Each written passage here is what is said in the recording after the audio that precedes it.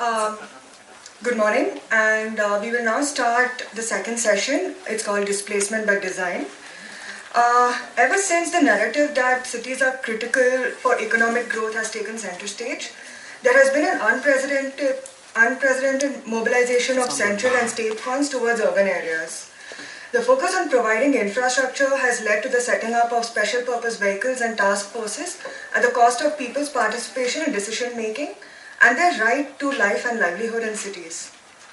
The speakers in this session will present ways by which the current development paradigm results in the displacement and exclusion of citizens from participating in decisions made in urban areas. We have with us today a very eminent panel.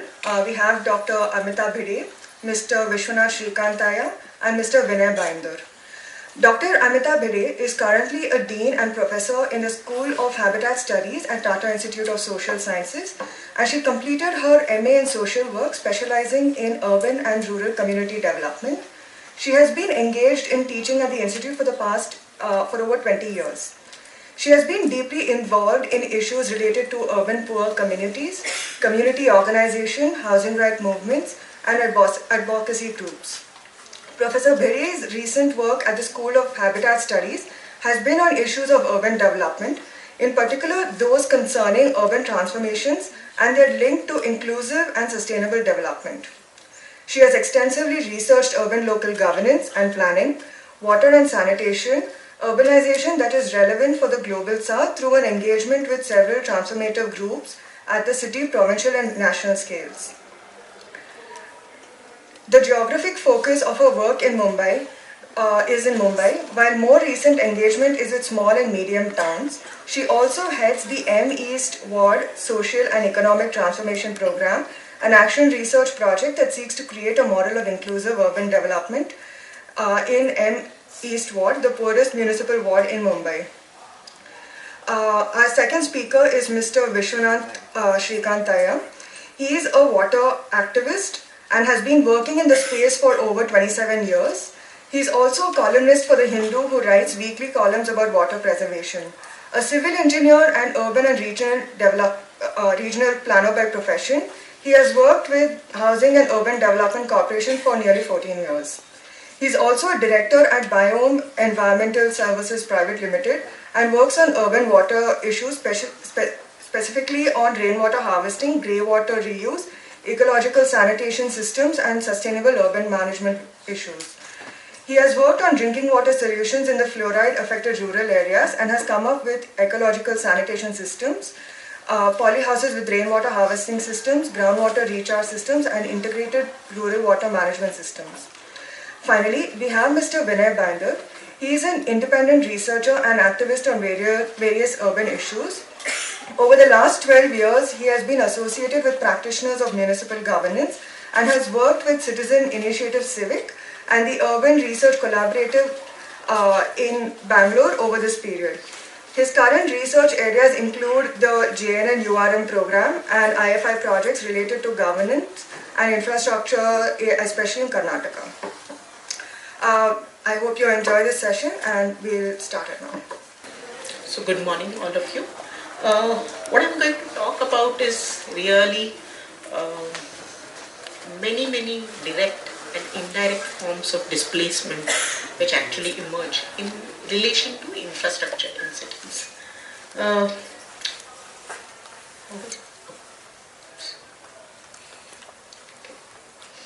So if we begin to look at infrastructure has always been imagined as the foundation, the mainstay, the lubricant of a modern city.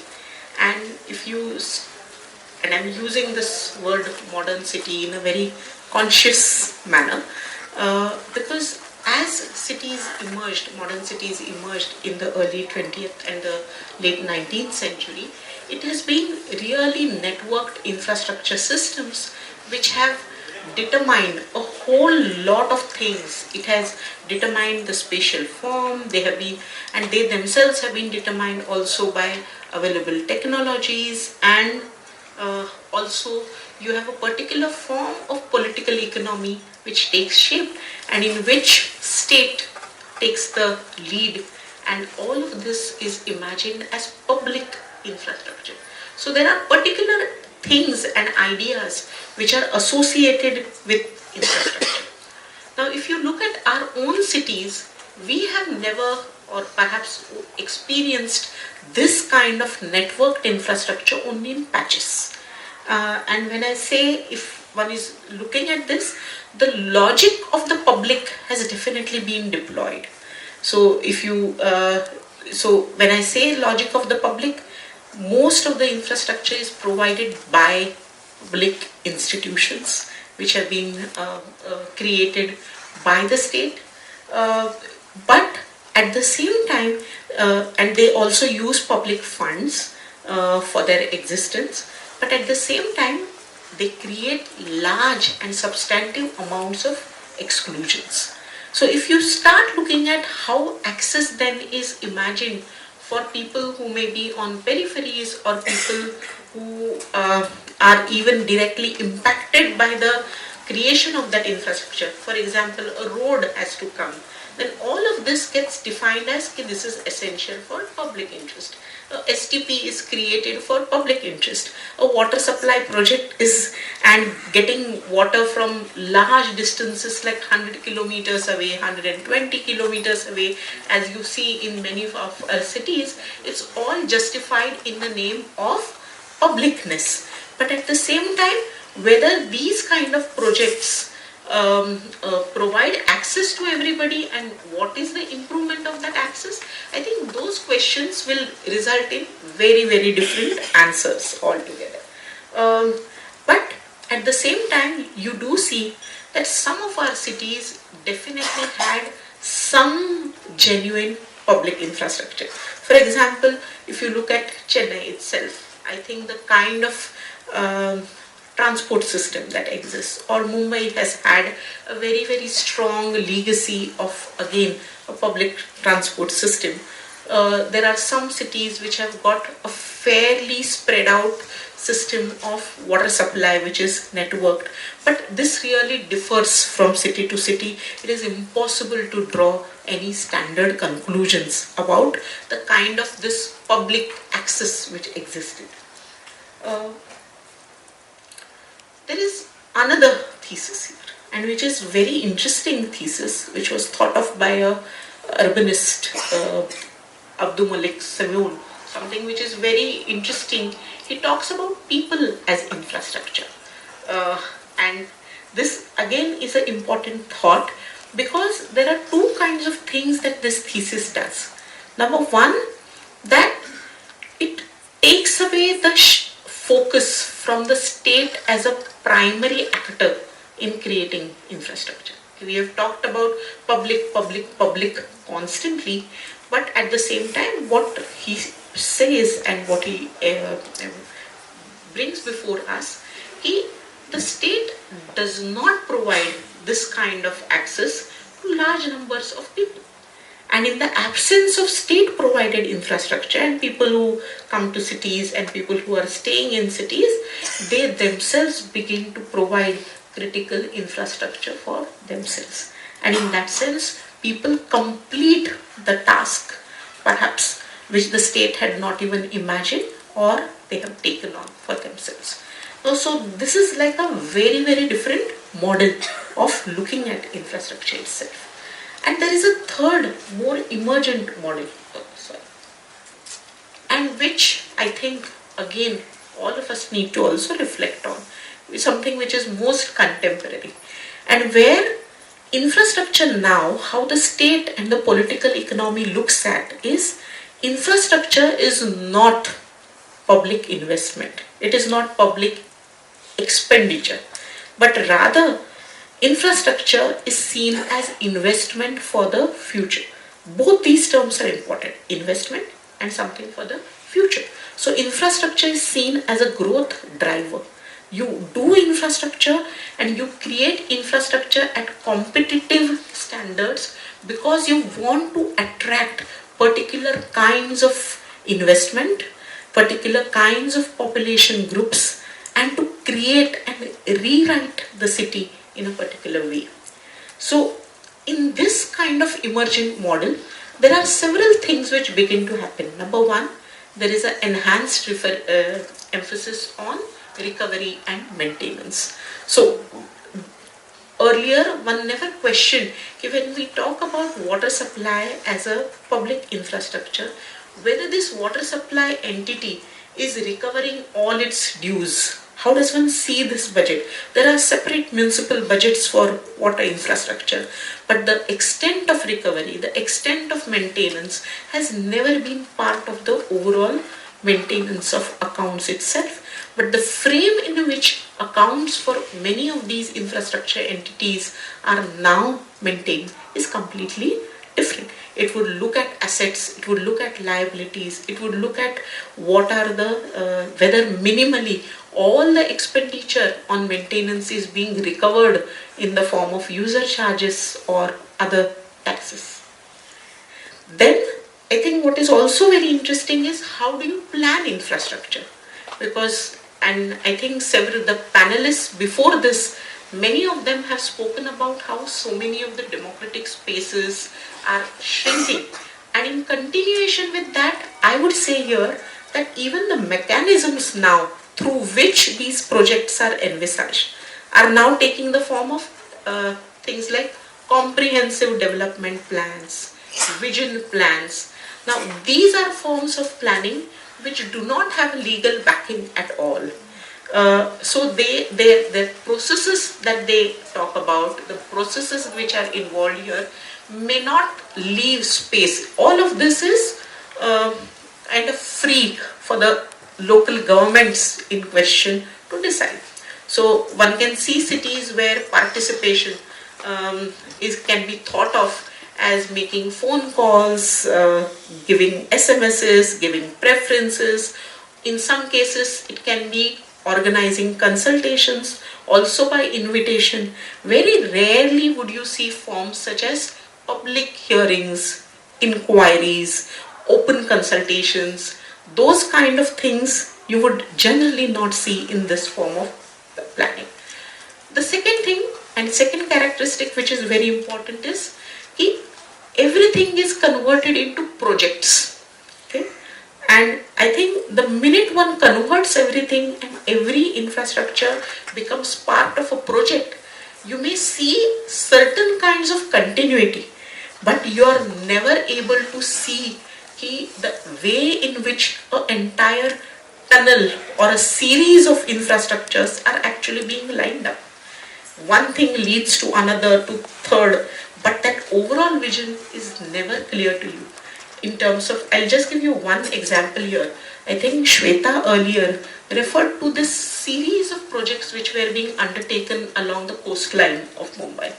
You first think of just one ceiling project, then that gives way to a eastern freeway. It is this kind of secrecy, it is this kind of blindfoldedness that is enabled by the ring fencing through project kind of planning. The very interesting, again, third attribute that I would say is how do you look at service providers themselves? And here there is a shift in actors as well. From municipal governments taking a lead in many of these infrastructure generations for the city, you see a shift to parastatals undertaking it, or separate parastatals actually being formed, or you had earlier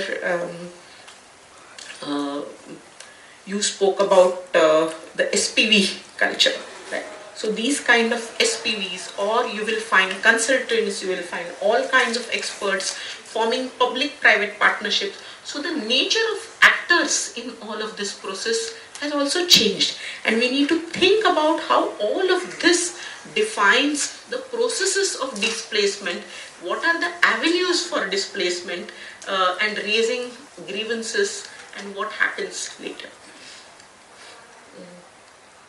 So I'm just going to talk about some 2-3 examples here about what begins to happen with infrastructure projects.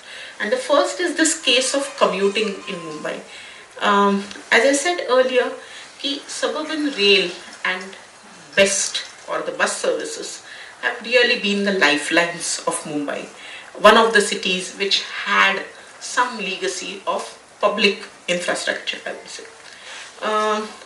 But this entire legacy, which worked very well in the island city, and the Bombay Municipal Corporation limits, is completely torn apart and is under huge pressure when the city starts growing beyond the island city, when the economy becomes polycentric.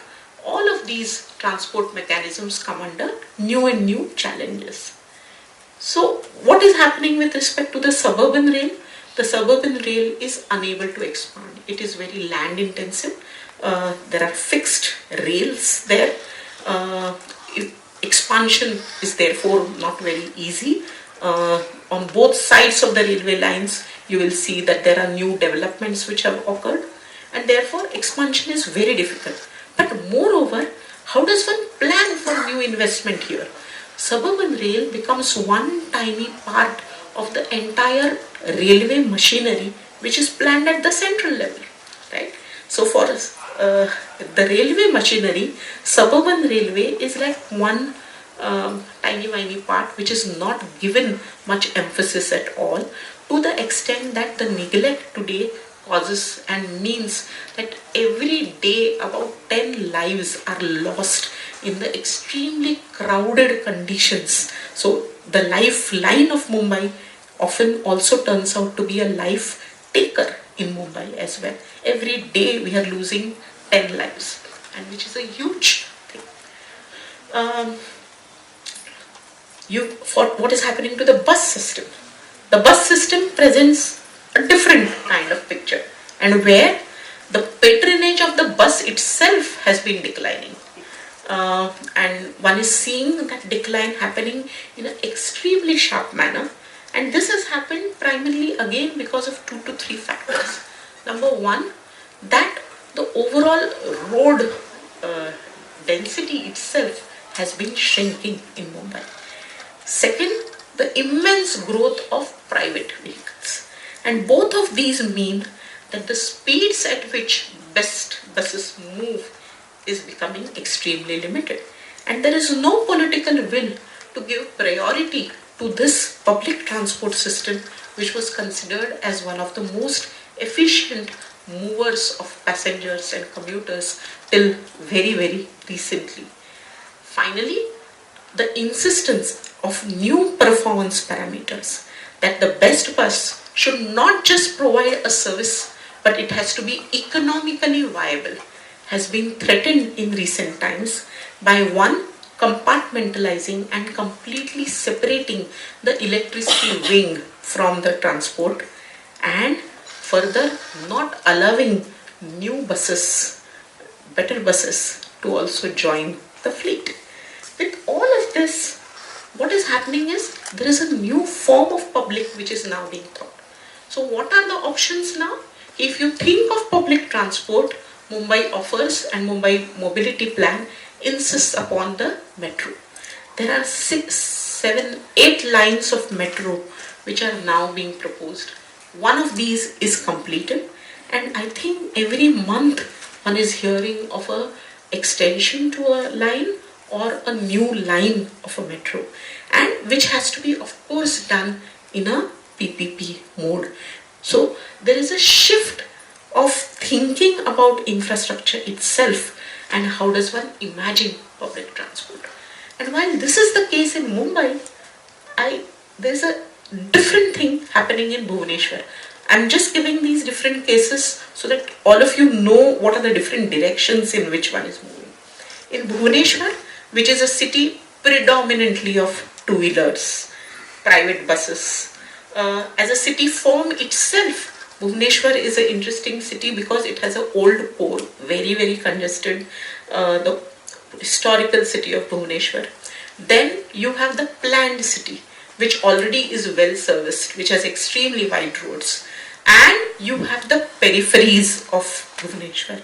And in these peripheries of Bhubaneswar, services of all kinds, including transport, are very sketchy.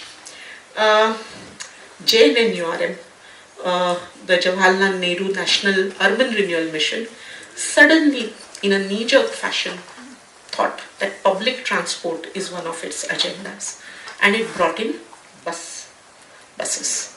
100 new buses were procured for JNNURM, and there was no operator in Bhubaneswar who could run and who had the capacity to operate 100 buses. It requires quite a bit of investment. It also requires a planning of several back-end things and front-end things. Those infrastructures were absent. So what begins to happen? There was also opposition by the private bus operators. Private bus operators said that we are already running these services. The rates are modest. These are being run in a public spirited fashion. So why are you coming in? The High Court, there was a case in the High Court of Odisha, and the High Court dismissed this case, saying that public transport is public interest, and public interest has to be upheld at all points in time. And so came the bus system, which is now being run not as a city bus system, but as an intercity bus system, which runs between Bhubaneswar, Cuttack and Puri. It primarily services the bureaucrats who can afford to travel in AC buses and tourists who travel between these three cities. The peripheries of Bhubaneswar remain as unserviced as before. So the question here is, how does one think about public in this fashion? There's one more case of infrastructure that I want to talk about. And what are we doing here? Okay, the meaning of public really to me seems to be reconstituted in this case. Okay, that we are no longer talking about citizens, but we are talking of customer citizens, people who can afford to pay. The second, very clearly, we want to then wean these customers away from the private vehicle. So the norms then for public transport also have to be those which suit them. Okay? Earlier, when we thought of public transport or any public enterprise is like a LCM in maths, right? You are trying to find the least common multiple that defines the norms for any kind of public. Here, there is a clear shift. This is moving to a GCF perhaps, right? The norms therefore are changing, the providers are changing, the direction of subsidies is also very clearly changing, because now one is clearly taking a position that subsidies are not required for the poor, subsidies are not required for the vulnerable, subsidies are required for the emergent middle class. One is also clearly talking about what is the role of the state, because the state will not, it will operate and be involved in all of this public infrastructure at a hand's length, at an arm's distance. Okay? It will not be the direct operator. Those will be private operators. And then the role of the state again perhaps is that of a regulator. One is not very sure whether the state can effectively perform this role of the regulator itself. One sees these kind of politics over pricing which have started emerging with respect to the Delhi metro, in Mumbai metro as well, and I'm not sure that one has thought about the city.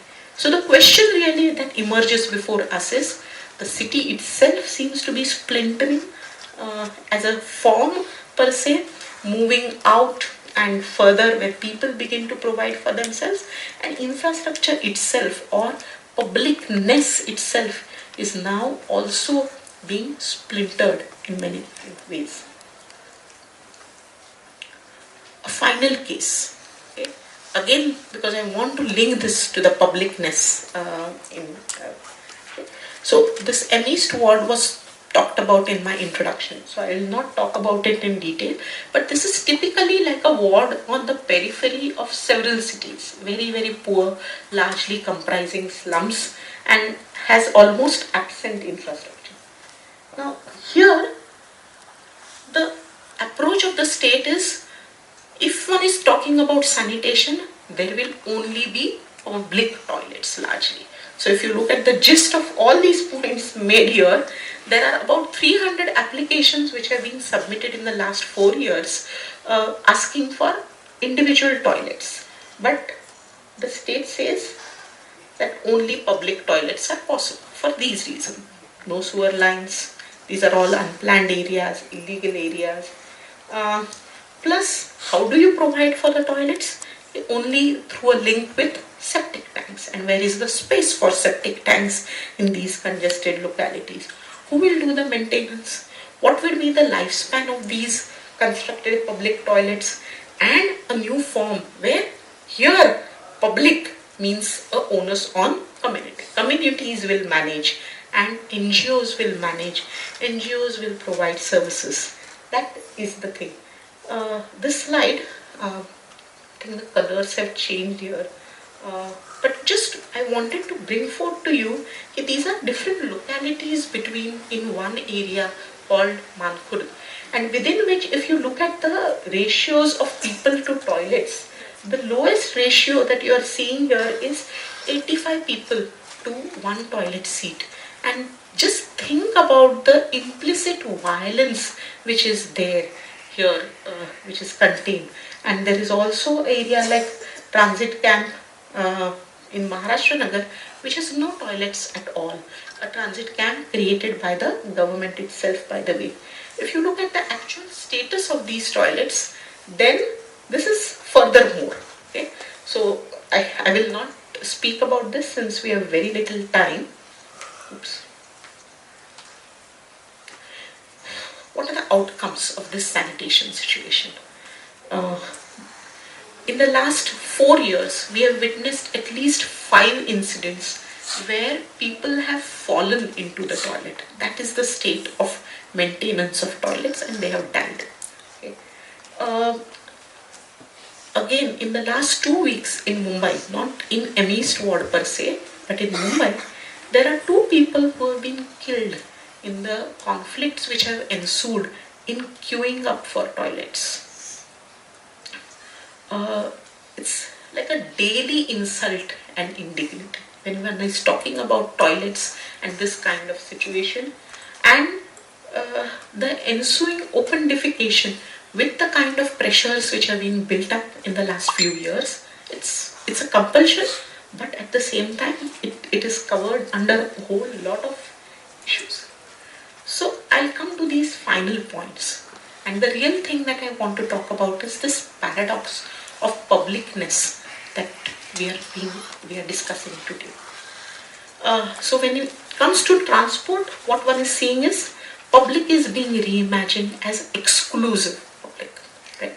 You need to create standards for a particular mythical exclusive public.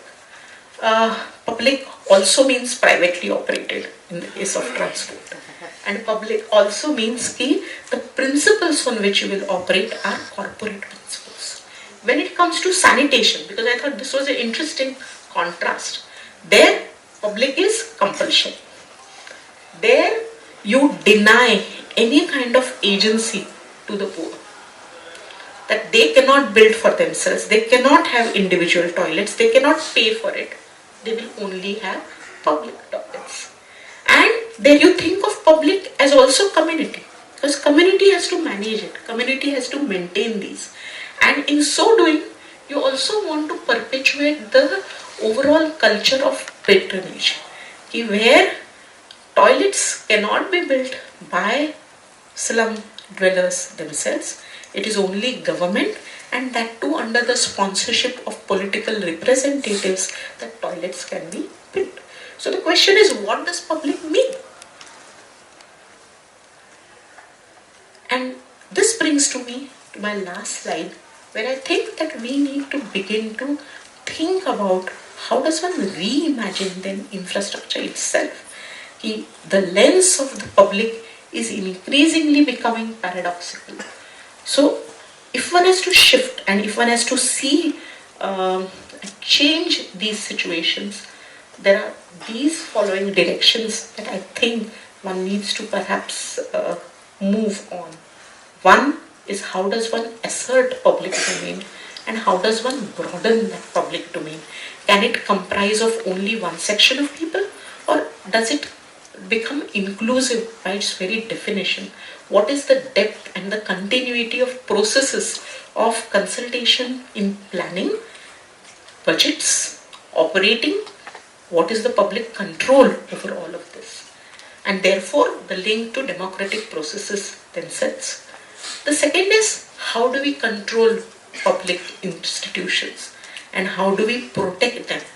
That these institutions should remain as public institutions.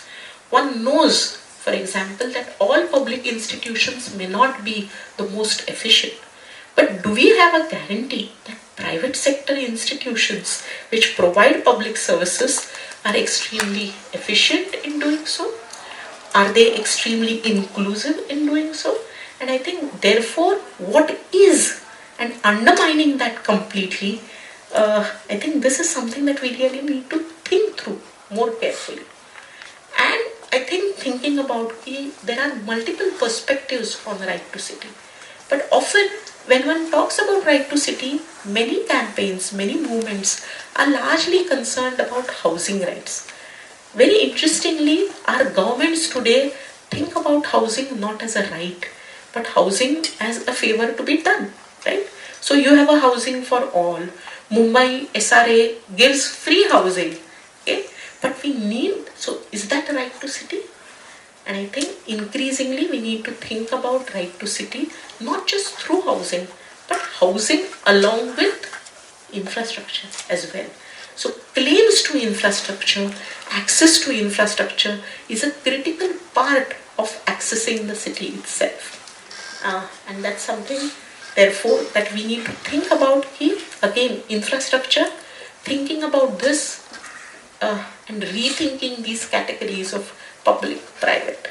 Also public-private in, like, household is private. When you come on the streets is public. Household is only residential. When you come outside, it is only work. So some of these categories really need to be rethought. And finally, we need to think about how does one undo really the spatial injustice in our cities, which is linked to the infrastructure access, and how does one rewrite all of this altogether. Thank you. Thank you, Professor Bhide, for that extremely insightful session on how public infrastructure has changed in terms of its perspective and the different methods by which the public is being excluded from accessing this infrastructure, and how we can reimagine infrastructure in the future.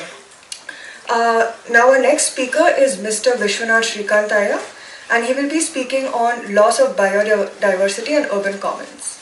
Thank you.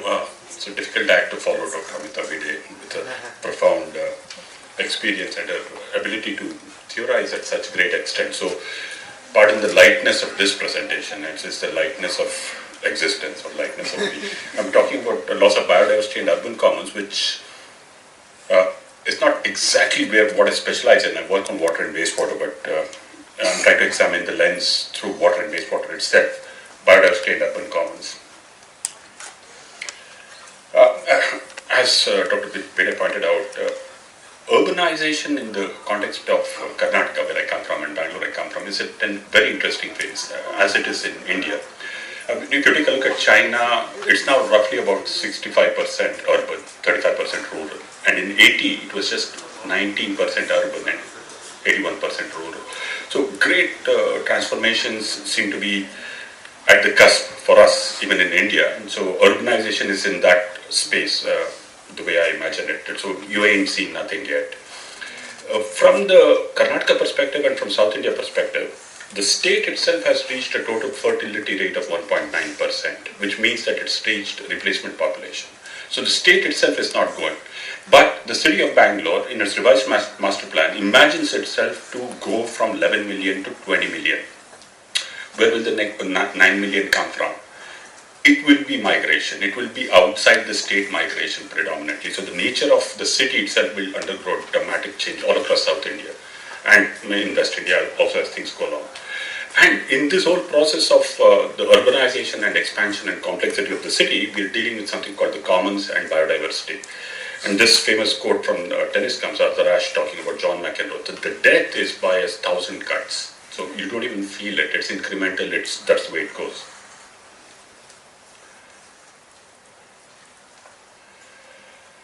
So the commons definition is well known for all, but some may want to redefine it, and I'm picking it up from Wikipedia. Is the space where all of us have recourse to as citizens, not as consumers. The difference between citizens and consumers. And biodiversity is defined here. Very interesting to see that in the revised master plan for the city of Bangalore, the word biodiversity is not even used once.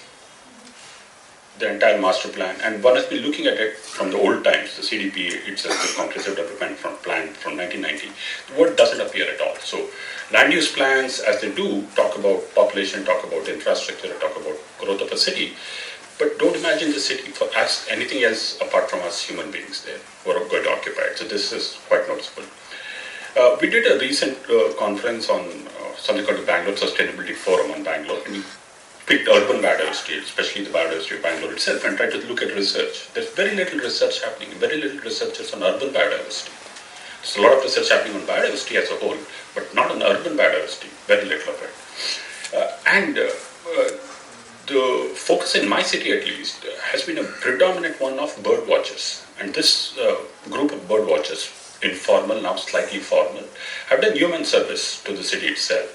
They point out certain staggering numbers, reduction by 80% of water birds, 95% of land birds. This Dr. M.B. Krishna is pointing it out. And this group was one of the first actually to look and bring attention to the lakes of Bangalore.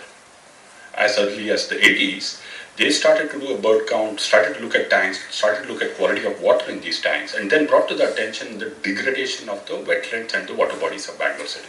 So from a biodiversity perspective, when you start to look at the city, you imagine it, and then the dialogue actually started, and civil society picked it up, the government picked it up, and now it's part of a bigger discourse. We're also confronted with the increasing complexity of the city. This is the big challenge, institutionally, governance-wise, but also from a citizen engagement point of view. Small examples, anecdotes. There was a discussion in the morning itself. An NGO like Civic, where Vinay and I were together, if you called for a meeting in the 90s, 100 to 150 people would turn up. If you call for a meeting now, 5 or 10 don't turn up. More than 5 or 10 don't turn up. The city's grown so big, so vast, so complex, and the transportation traffic is also such a mess that it's impossible to mobilize city groups.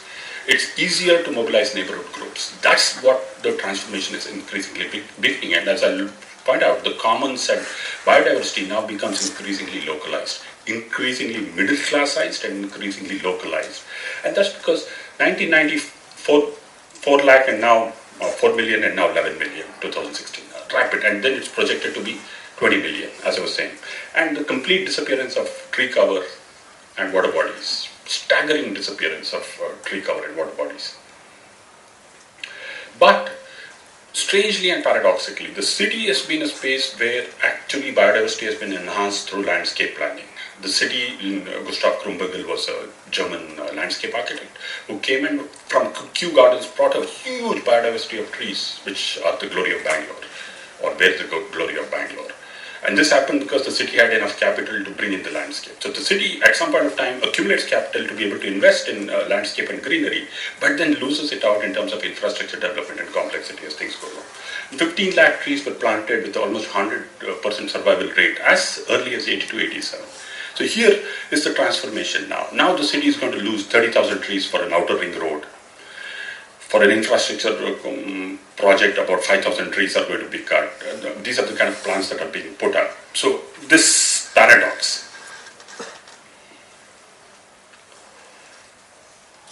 And also the paradox of a city within a hinterland, which is essentially drought prone and dry.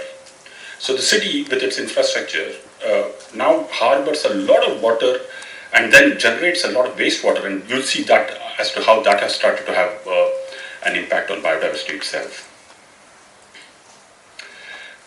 its impact from my city is the entire catchment of the Kaveri. Water is drawn from all 4 dams upstream of the Kaveri, and the first priority is for the city of Bangalore. So that's where you're doing it. Then there's this other paradox. We talk about ecological flows in rivers. These dams, these 4 dams operate to ensure that there is something called 800 cubic feet per second of water flowing in the river at all points of time, because then the city taps into it at a particular place called Thorekadinhalli. But it means that a stretch of 80 kilometers of the river has constant flow throughout the year. The river flows throughout the year in that stretch, and that's where is the home of the Masir, is the home of the river otter, and home of biodiversity. Strangely, the city with its demand, insatiable demand for water, is impacting a river and dams and reservoirs and making sure that the river actually flows 365 days a year, and then starts to impact the city itself. Very strange phenomenon. And then these imaginations of biodiversity and parks and landscapes also plays a crucial part. There will be discussions on the smart city project. Kavan Park, in the heart of the city, is a smart city project. It's got funds. And its imagination of itself is to mimic the airport in terms of landscape. It's a wonderful tree-based park, but it wants to become the airport.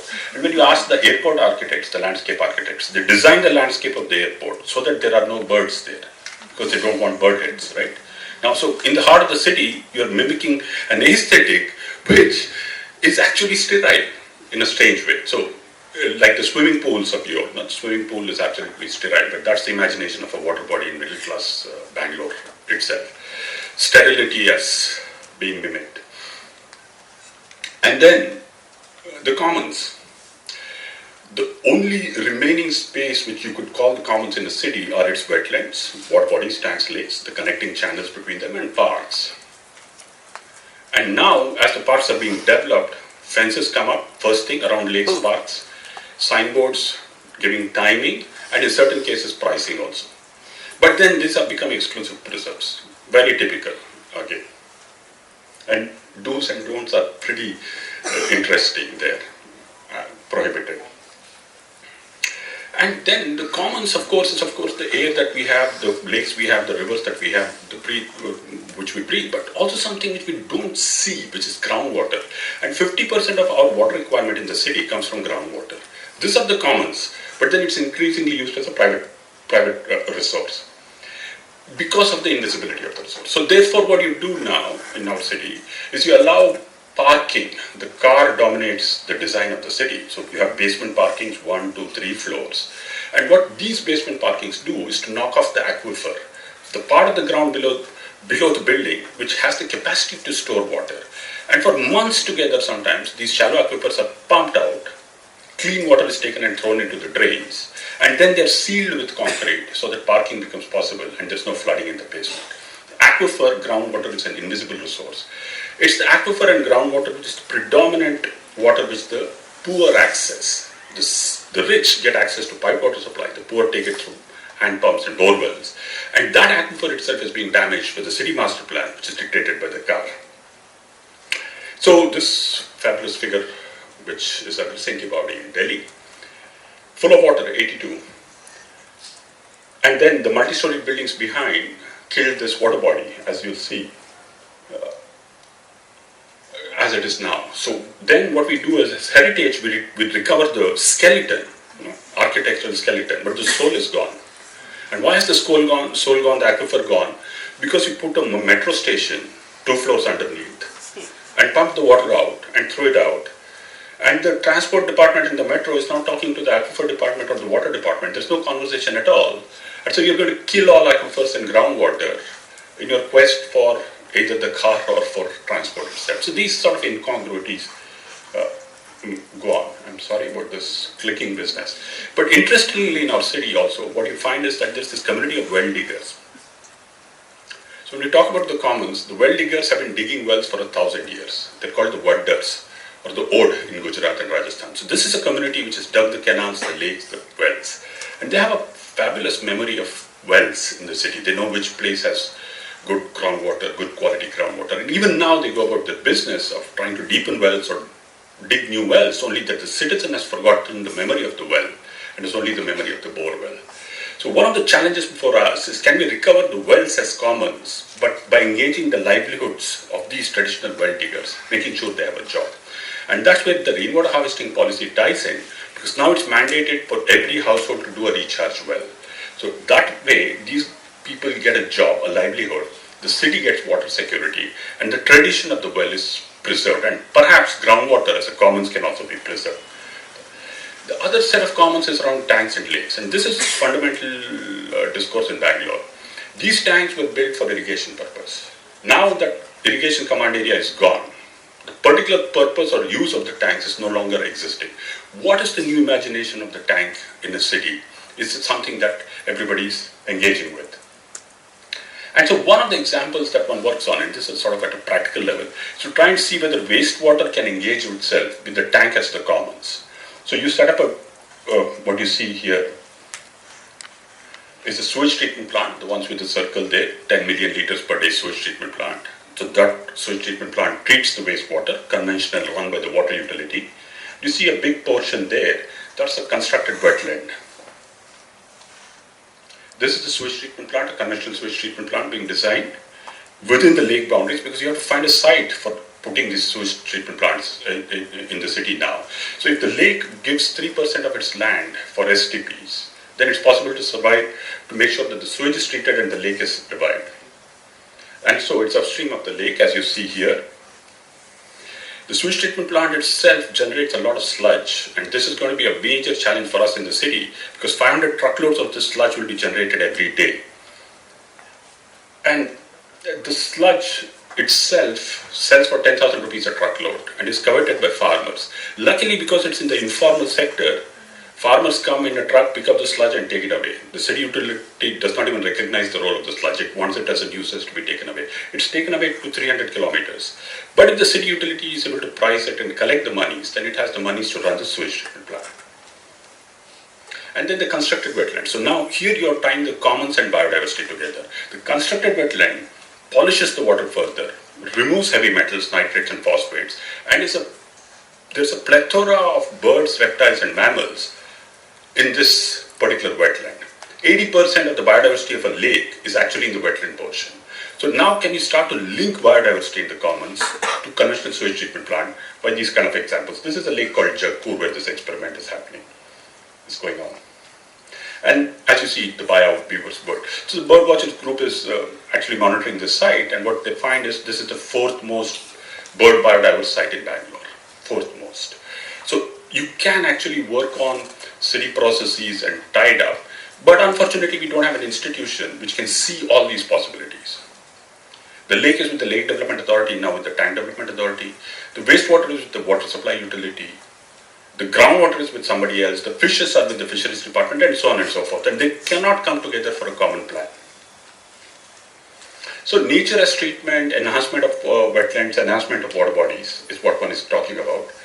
But also distinctly, the ecosystem provides for livelihoods. So the fishermen are traditional fishermen of this area. Cooperatives they formed from the neighboring communities.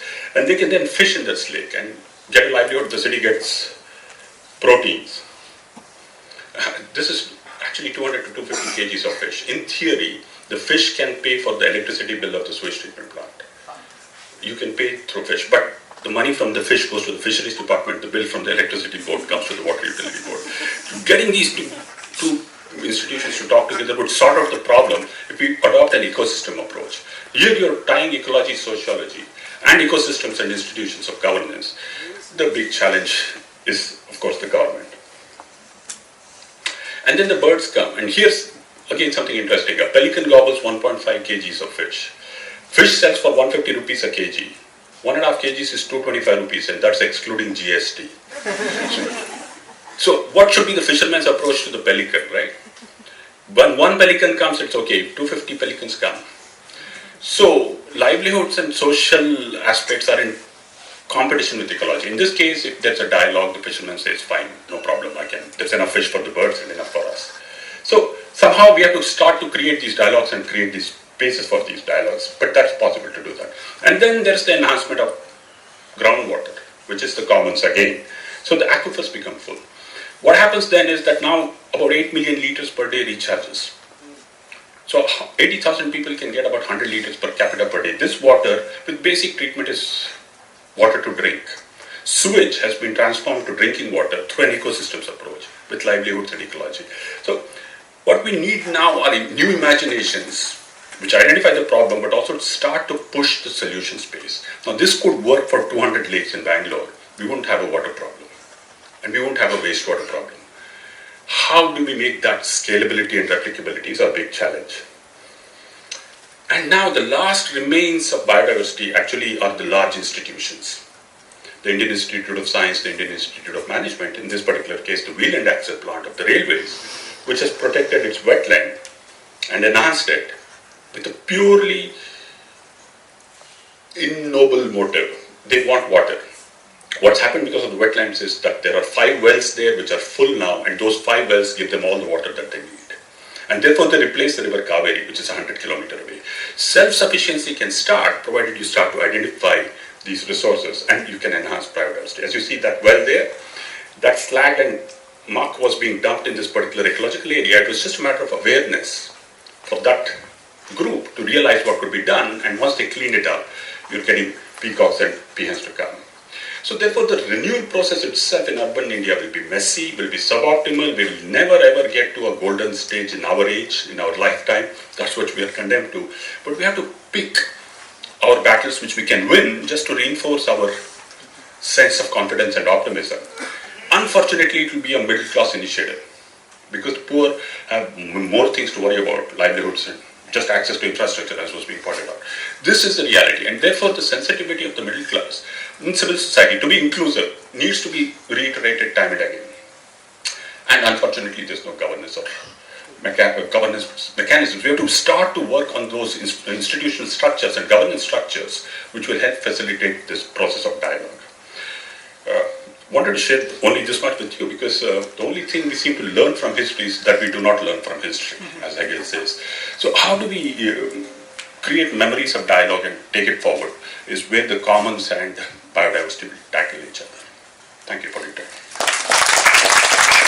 Thank you very much, sir, for your session on how biodiversity in cities is disappearing through poor planning methods which are tourist-oriented, and also shedding some light on the renewal processes so that we can get our wetlands and lakes back. Now for us, the final speaker for this session is Mr. Vinay Baindur, and he will be speaking on task forces and special purpose vehicles in cities. Thank you to CAG Chennai and to organize this workshop today. Conference today. Actually, I am talking about one of the most interesting processes that we can think of. Who needs democracy? Who wants democracy?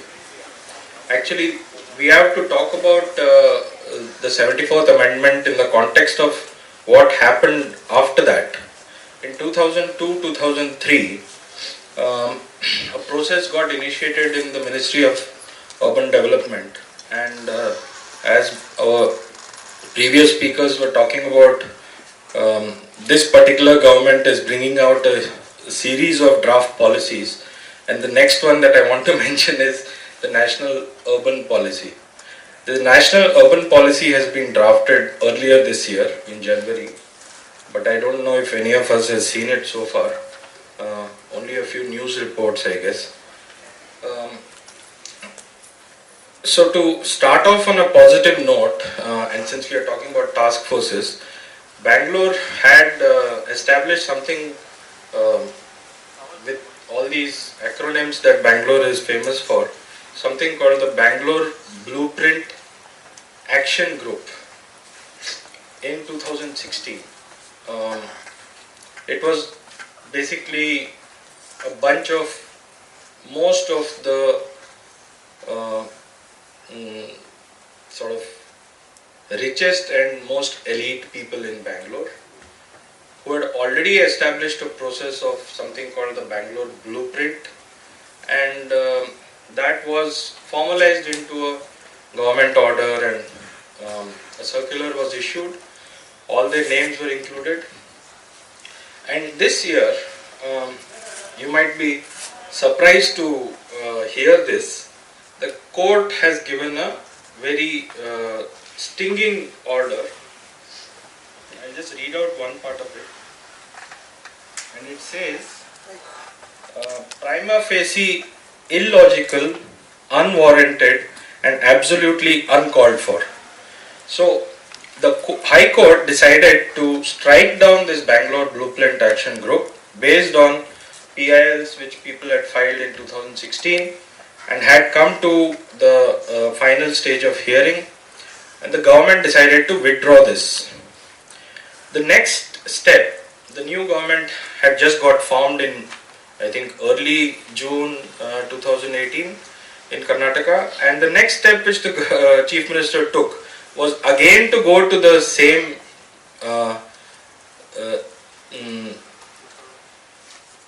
I can say the richest people in Bangalore is something that I have not actually got the data for, but the data has been revealed I think just a couple of weeks ago, that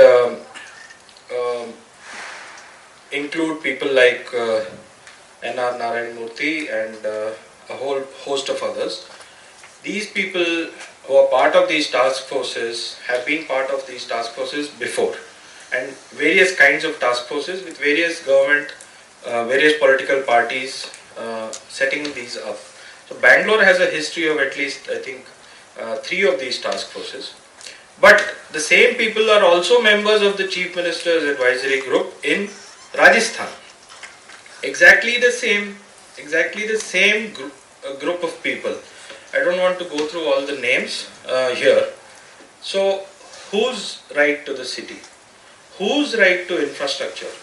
And if you are talking about the 74th Amendment, the 74th Amendment also came through, like Matthew was mentioning earlier, with the 65th Amendment in 1989, and that process in which from 1989 till 1991 we had 4 Prime Ministers, Rajiv Gandhi till Narasimha Rao, and also we had 4 governments which actually took in their own concepts about both rural and urban governments, rural and urban participation of people,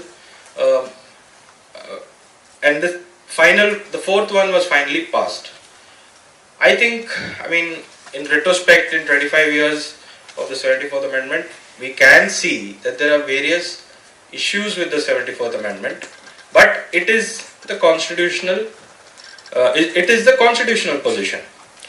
So, if people are able to assert the changes that have to be made outside the constitution, and as Professor Amita Bhide was saying and Meenakshi was saying earlier in the previous session, that the citizen is being converted into a customer of services, and those services could be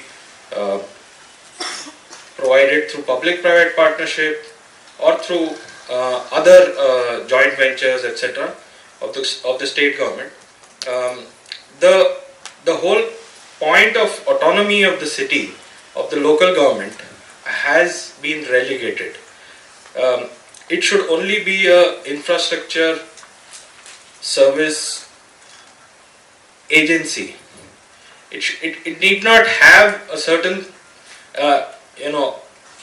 process of people's participation which leads towards better services for better basic amenities for people, which leads towards equality for in terms of participation or in terms of representation.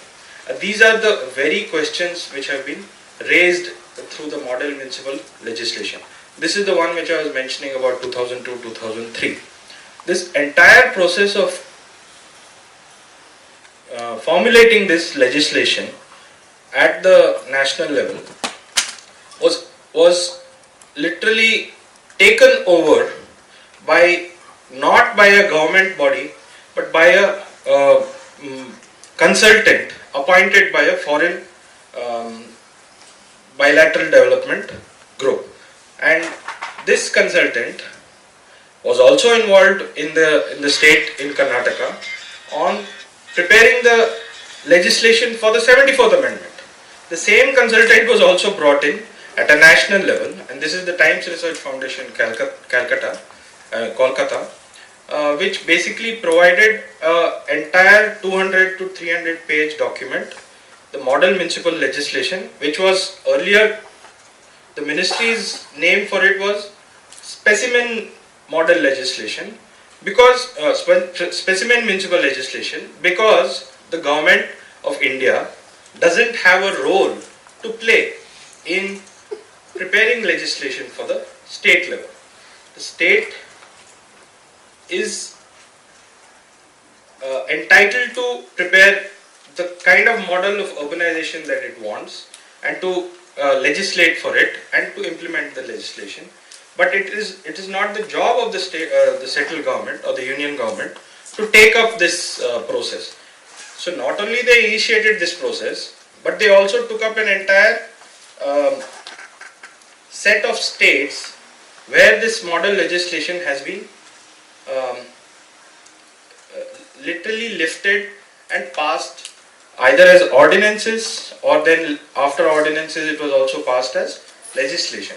And these states, I think I can list around 6 or 7 states, are running their municipal corporations, municipal bodies with this legislative framework. So I think we need to look at not only the 74th Amendment already replaced to allow public-private partnership to convert the citizen into a customer, but also to allow for opening up or outsourcing of what would be the municipality's work, what would be the municipality's job. And in that context, again, we have to ask the question of whose right to the city. Vishwanath has just mentioned in his speech about the rapid urbanization which is expected in the next in the next 15 to 20 years. But what kind of urbanization? What kind of migration? Is it going to be driven by the national urban policy, the smart cities, or these infrastructure advocates who are literally converting every inch of available public land into exclusive gated spaces? Or will they follow a different model of urbanization? You can say handcrafted or handmade urbanization, where people go to the information that has been coming in for so many years now, in the case of Bombay, for example, is that Bombay's growth has slowed down or almost come to a stop in terms of population growth. But is the larger urbanization going to take place in big cities or small cities, or are they going to settle down in a different kind of space? Are they going to create a different kind of space? So I think really the issue is one of the biggest, one of the most notorious infrastructure developments in the city of Bangalore, which we came across in 2001, was this flyover which was built over something called the Richmond Circle. 2 years ago or something, in Canada, there was a film which came out on this, which was called U-Turn. I don't know if any of you have come across the latest Tamil movie or the Telugu movie which has also come out based on this. I haven't seen either, but the point being that this was only one of the stark sort of clashes where you can see the traffic light which was set up on top of the flyover. it's the only flyover in the country as far as I know. And they had to remove the traffic light and reorder the way that the traffic flows. But the example remains. The kind of infrastructure that we are talking about, I think, much earlier in the demands that the Infosys chairman, the same chairman which I mentioned earlier, Narayan Murthy, in 2004 he just made a demand from the government saying that we need to have an elevated road which will connect the city to the electronic city where Infosys has its headquarters. The government came out and said, yes, we should have this kind of infrastructure. So when you have advocates proposing infrastructure which costs a huge amount, which cannot be really funded by the city, because the city in 2004 never had anything like 700 crores to build a big a flyover of 10 kilometers long, and they would actually spend something like 35 to 40 crores that year on slum development, slum redevelopment, some basic amenities for the slums, etc. So we can just see the comparison between the kind of demands that people can make this kind of infrastructure, because it became a model for other parts of the city to follow.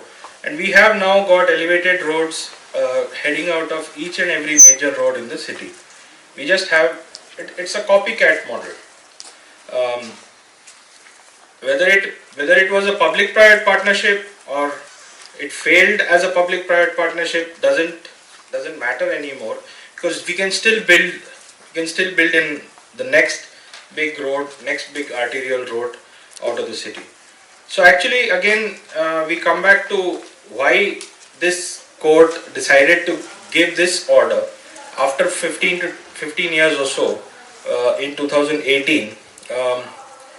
The first task force has been, and the Bangalore Agenda Task Force has been fairly well written about and studied, so I don't want to go into much detail. But one of the members of this task force had also been a member of the Chief Minister's the financial advisor to the Chief Minister.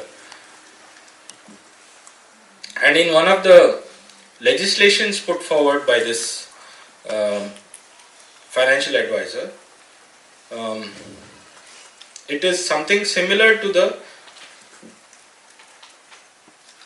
Fiscal Responsibility and Budget Management Act.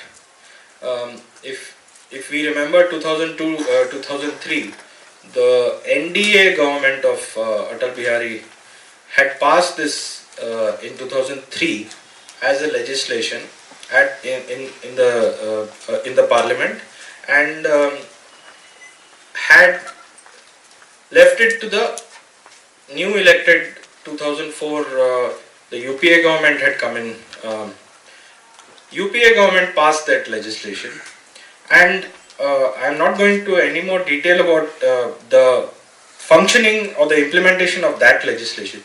But here in Karnataka, we had something called the Local Fund Fiscal Responsibility Act, which is basically to put a hard budget constraint on local government, municipal bodies, municipal governments, and we have a series of rules and regulations which have come out for this.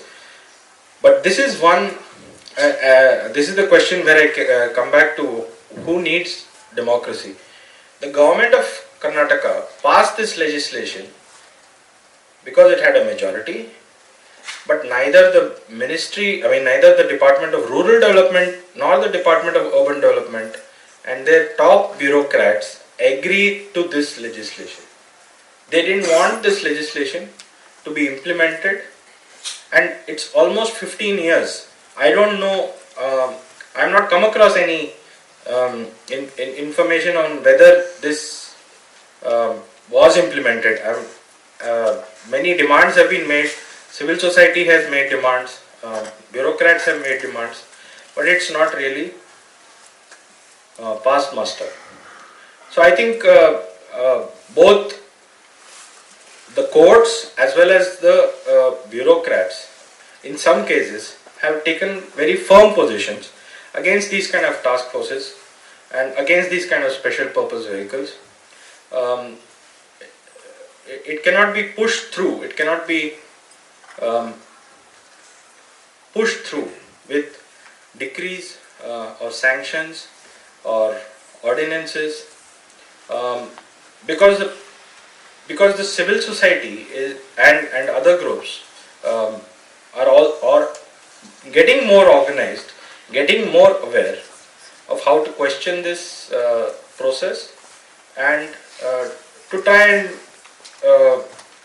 put some brakes on this. I'd like to end there. Thank you. How cities are now becoming redefined by private and consultant-driven agendas. In view of time, we can take only 3 to 4 questions, and we would like to take it at one go. So, the audience, I request you to please ask your questions one after another. And I have a bit of a fuzzier question than the others. I'm just, because all your 3 presentations looked at, in some sense, the failed imagination of a citizen. And I'm really wondering, and I know that, rapid urbanization and it's going to be messy and, we're possibly on the brink of this very technocratic sort of future, and we're also in this increasingly polyphonic past, that are emerging with every movement that's coming out. But through all of this sort of eruptions, is there an imagination of the citizen and therefore the institutions, and what are the tools of these citizens? I mean, all of us are here with some sort of dissatisfaction, but a lot of hope, I think, and sometimes I really feel like I don't have an horizon that I'm moving towards, So I'd really just like to hear the 3 of your thoughts on what is your imagination of all of this? So, interestingly, in most of your talks, 1991 was mentioned as a changing point, and that's no coincidence, considering liberalization. And seeing as the presentation on West and Metro spoke about how profitability being a metric for seeing whether a transport system is effective is a very problematic metric, and it's really a bad metric to go on. So, how do we realistically turn back neoliberalism? How do we go back to a way of thinking of the communal good? And how soon can we do it? Alright, thank you for your questions. For our speakers, I'd just like to repeat these questions. The first question was on the budget and what kind of budget availability is made for creating public infrastructure. So just to answer very specifically, most city governments do have substantive budgets for solid waste management. But I think you are very well aware that if you look at even sheerly a metric called the solid waste management rules, there is not a single city in India which performs with respect to those rules.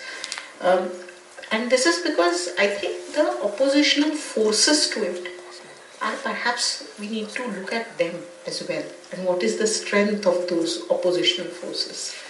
I think there is a huge lobby within municipal corporations which wants to manage waste exactly the way it is being managed, or rather mismanaged, as you may see it. And these are interests and I think the only perhaps reversible interest, we have Lakshmi here from Kagad Kats Patra Parishad, and I think she will speak most eloquently on this. But at least in my analysis, the biggest stake to reverse this situation are 2. Number 1, the recyclers themselves, because for them, they are actively not only involved in these activities, but also they have the lowest kind of value which they get, and huge injustices which are dumped on them. as opposed to the value that they are creating. And the second stake is that of usually residents who stay around landfills. But from this, how do we get to a sustained implementation and pressure on the municipal corporation to utilize the budget in a meaningful manner, to think about a little medium-term trajectory where initial investment may be necessary, but they are anyway prepared to invest anything. So knowing the Bombay Municipal Corporation budgets, they are consistently, I think the kind of investments in waste to energy plants and new technologies that they are experimenting with, and a series of failed experiments, tells me that lack of money is not the cause for so they can invest, but they need to be pressurized to invest. The second question perhaps which was addressed to me was in terms of talking about the citizen, right? It was on the economic viability of PDS and the metrics. and how to make public transport viable. See, I think economic and the question was linked to the electricity. Okay, so just to kind of correct a historical fact, the electricity wing was, and the subsidy that you are mentioning, it was not designed as a cross subsidy at all. Okay? In fact, if you look at the history of why this electricity and bus service became together, was basically linked to the tram. And it was the tram service which required electricity, which is how the BST also started managing electricity. So it was the togetherness of that service which required both electricity and the operation of the tram service per se. So that's got a more historical reason. It's nothing to do with cross subsidies. Okay? Over the years, the way you do pricing, it did emerge that the electricity wing became more profitable. But there are lots of times during the entire history of BST as an enterprise where it is the bus wing which has been profitable. But understand that I think profitability of a public enterprise, how you price things, what are the actual expenditures which are incurred, I think there has to be a discussion on principles which is far more profound. Okay? Because pricing at any stage, if you run it as a public enterprise, it is going to take a hit. Okay? For example, if the Mumbai Metro Line 1 says that we want to increase the charges to 100 rupees per ride, okay? And they did propose this. The Maharashtra government did intervene as a regulator. A battle went to court, and finally they had to reduce the price. Okay? This reduction of the price, the Metro 1 Corporation says that it is incurring huge amounts of losses. There is a similar battle which has also happened in Delhi already. Okay? So the point that I am making here is the logic of publicness itself implies that there is a certain amount of hit that you are not going to be recovering all your expenditures, okay, in running a public enterprise. The question is, how do you distribute those losses? Okay? The problem is in ring fencing enterprises, not linking them to others, not dividing it. For example, just look at the price of water, and I am giving you this sharp example. Mumbai Municipal Corporation is surrounded by several smaller municipalities and villages around. Citizens of Mumbai get the maximum amount of water, the most purified water from the greatest amount of distance, and we get it at the least price, which is 4 rupees per million liters. Right? Now, when you look at these kind of rates and you compare these with Navi Mumbai or Thane Municipal Corporation or with Mira Bhainder, you will see their rates increase a whole lot. For lesser quality water, they are paying much more. The issue is, therefore, there is a cross subsidization, there is an issue there are costs which are being offset somewhere else. How do you do it? That economics itself perhaps needs to be questioned. And therefore, economic viability, it's not a viability in terms of just putting in, this is the enterprise, these are the expenditures, these are the assets, these are the liabilities, these are the losses. It cannot be measured in that fashion. So I think when today there is this entire thing of new economics which is being thought of, right? In this new economics, it has to be clearly recognized that when you talk about public service, there will be offsets. And where do you kind of link those offsets to? It is clearly implied there. And one needs to think about that. And that brings me then to the final question of the citizen, which I think I would request other panelists to respond as well. But I do think that a citizen is not only can be imagined, but I have very firm faith in it.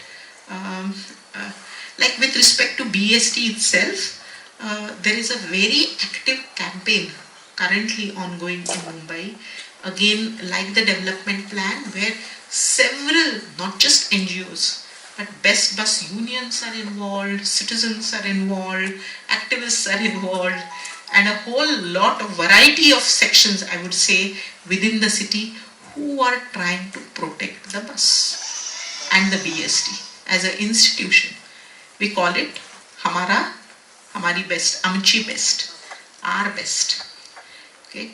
And we do think that this is important to conserve. If citizens don't put up a fight, who can? Who is going to make, currently all systems are such which will try to exclude, which will blindfold you. So perhaps I think citizens have a long-term stake and a staying stake.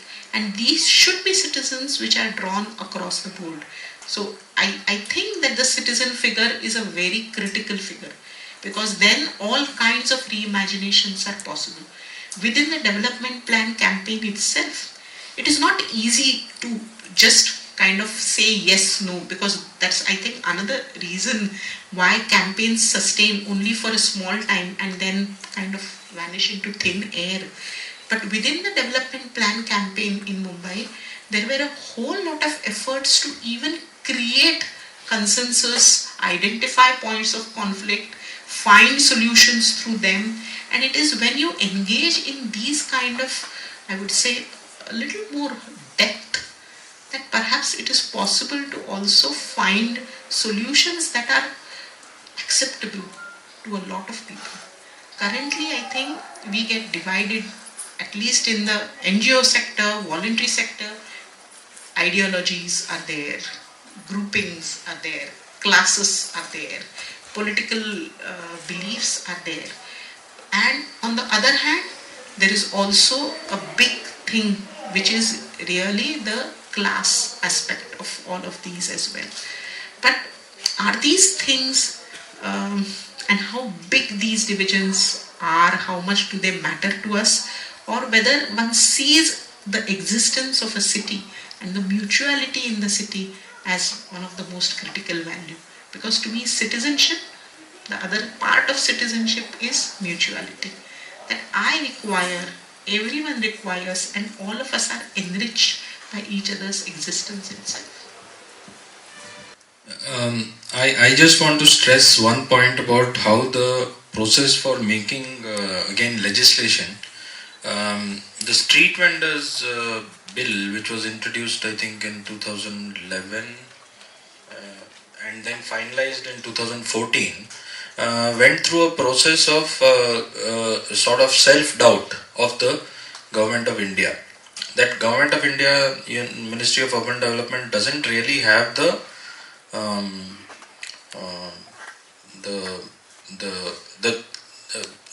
reason for bringing this kind of legislation, because it should actually be done by state governments, or it should not be brought as a model legislation from the Government of India. And they actually had to take lawyers' opinions and take proper kind of safeguards to even push through this kind of legislation. On the other hand, I've already talked about the model municipal law, which I won't repeat here.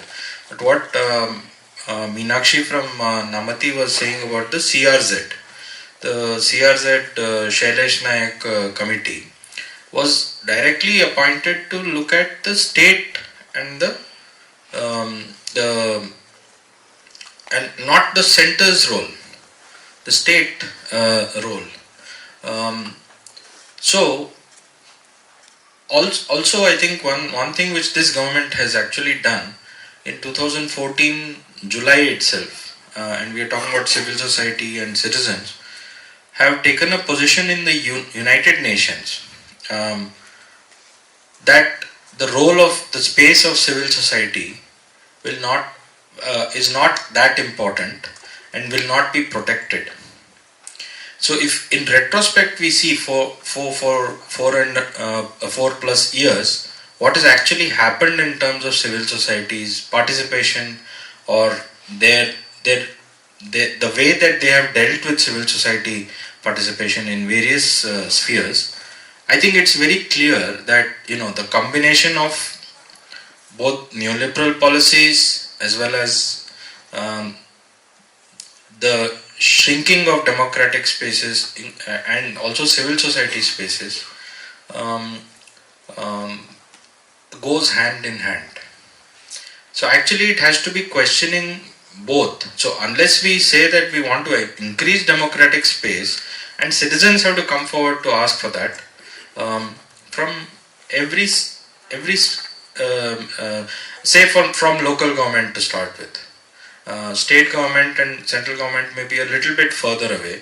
So when this local government is closest to the people, we have to look at how democratic spaces will be expanded there. And we have to go in depth, in detail. One little bit of time should be left for thinking and reflecting. That's about 10% or 20%. But I think a lot of time should be spent on participating and agitating. We otherwise intellectually gridlock ourselves into big ideas and don't do any and can't do anything about it. And there's a lot of community action and citizen action happening now. It takes into consideration politicians and bureaucrats. Media is there, judiciary is there. There's so many ideas, so many things that are happening on the ground. And at least some of the photographs that I showed to you, or some of the case studies I showed to you, were actually citizens taking charge and rehabilitating the lake, rehabilitating the sewage treatment plant, making sure that the whole system worked. Doing that in conjunction with the MLA, with the ministers, with the institutions concerned. So there's no loss of hope along those lines. And the son of this gentleman will actually become the torchbearer in the future. Right now, as a father, he'll have to go through some trouble. But for all of us, there is one consolation, and not all of us, some of us, at least there's one consolation, and it's called Old Monk. But then I don't think that's an appropriate thing to discuss here. Thank you so much for your time, Professor Bhide, Mr. Vishwanath, and Mr. Vinay. Thank you so much for spending your time with us this afternoon. We now draw towards the end of session 2, and we will be breaking for lunch. All of you are invited to join us for lunch, and it would be good if you could take the exit to my right. It's at the end of the auditorium.